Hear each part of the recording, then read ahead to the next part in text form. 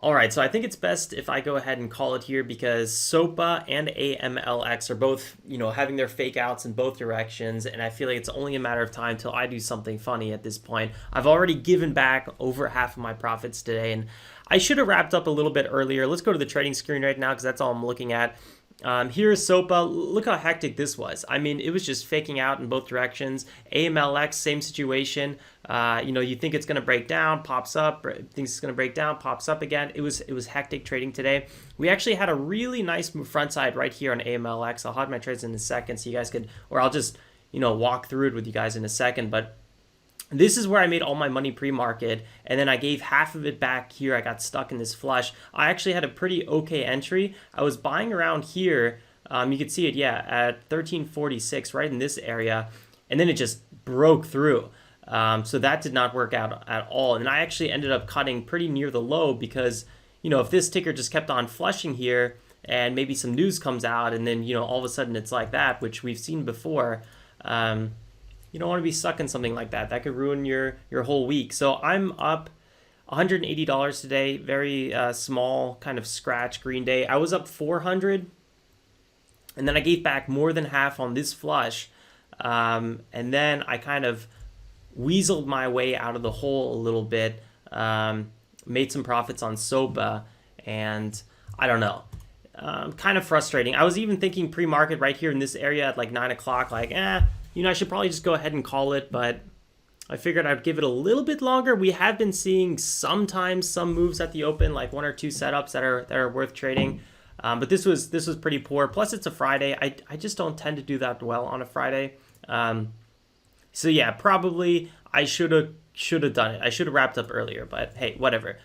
Is what it is. In the end, if I was up $400 or $200 or 180, what I am right now, it doesn't really matter that much in the greater scheme of things. These are all still small numbers, like in relative to what I want to be doing. I want to be sizing up a little bit more. I did size up on some of these trades a little bit more. I had a few 800 share trades, some 900 share trades on a $14, $13 stock, so that's not bad. That's like about $10,000 position size. So all in all, I think my average size today was like 7 or 8,000. Let's just say 7,000. So, we're dealing with like a maybe 2.5% profit day based on my average size, which isn't ideal. It's kind of like below my target. I feel like any sort of target is around 5% for it to be like a base hit green day. A solid green day is always like around 10%. So feels a little bit more like a scratch, but hey, I made 100. I'm up $180 than I was before I started trading today. So in the end, it was green, better than red, and I can't complain too much. But I'm just trying to, compare myself to myself and say, what I could have done. And I really think there was this moment where I was like, I should stop trading. And sometimes I think I'm wondering like if I wasn't, doing my day trading recaps and I want to stick around a little bit more to do these recaps. I don't want to constantly finish trading at like 7 a.m. or 7:30 or 8 o'clock, which I sometimes think I should do because I feel like I wouldn't be giving enough content. Sometimes I think, if I wasn't doing a recap, would have I kept trading? It's something I contemplate sometimes. But in the end, I think the recaps, the community are definitely a big win. But then there's like these moments just like today where I think I should just be a little bit more disciplined and be like, okay, I should just call it. It doesn't matter, just trying to sit around an extra 45 minutes just because I want to, trade till 10 o'clock or 10:30 or something like that. I think that's really what I need to do. And sometimes I do it. Sometimes I'm like, all right, I got my nice move. I'm just going to go ahead and call it. Now SOPA is crawling back up, but man, I don't know if I could risk it right now. Like if this thing just flushed again on me like that and all of a sudden I'm red on the day, I would be so upset. And I know if I made 3%, I wouldn't even be that happy. But if I lost 3%, I would just be furious. And so once you start thinking that, it's never a good idea to keep on trading because you're really setting yourself, you're trading off your emotions as opposed to the price action. Like if I jumped on this right now, it would be purely to get back to break even or to make back my losses, as opposed to like this actually being a good setup. Because let's look at this for a second. We got this ticker's just making more and more pullbacks, and they're getting worse and worse in terms of resolution. And we don't even have a 5-minute breakout here. We're technically in a range, and there's no really significant 1-minute pullback. So this is really playing with fire here. And there are, this ticker has flushed many times in the past, and these moves do tend to repeat themselves. So I think getting in right now would be a pure revenge trade. as opposed to like a solid trading thesis. So that's another good reason to wrap up. SPY is also selling off. You can see the indexes in general all kind of red. I don't know. I don't really see a reason to keep gunning it. And I already didn't see a reason to gun it earlier. So I think I'm a little annoyed that I traded this pullback.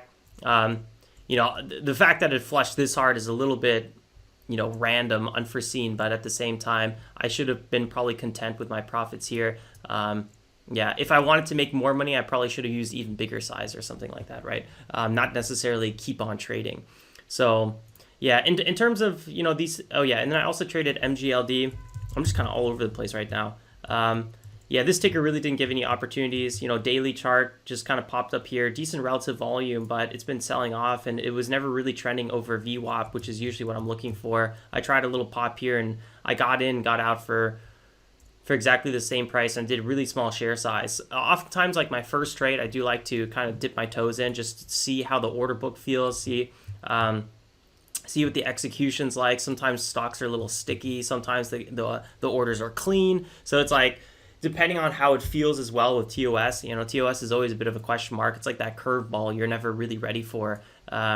Like you got the stocks, you got the overall market, so the specific tickers, you got the overall market, and then you got your trading tool, which TOS is, it's probably one of the better free platforms, but it's still like, it has its own problems for sure. Like oftentimes I don't even trade the open because it just doesn't even work at that first 1 minute at the market open. I've had so many incidents where I'm on the phone with TOS, and I'm not going to review them all right now, but yeah, it's hairy for sure. So I think that's pretty much all I really want to talk about today. I mean, these are all tickers we've seen quite a lot, specifically SOPA. AMLX not so much, but daily, the relative volume on SOPA wasn't as much as it should have been.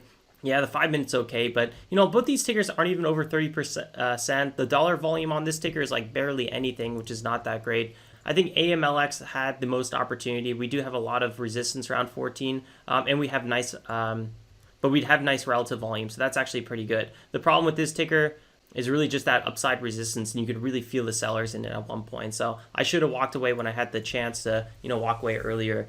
And not keep trading. So I hope you guys enjoyed. I hope you guys have a great weekend. I'll see you then first thing Monday morning. Like always, guys, stay safe and make some awesome trades. Ciao, ciao.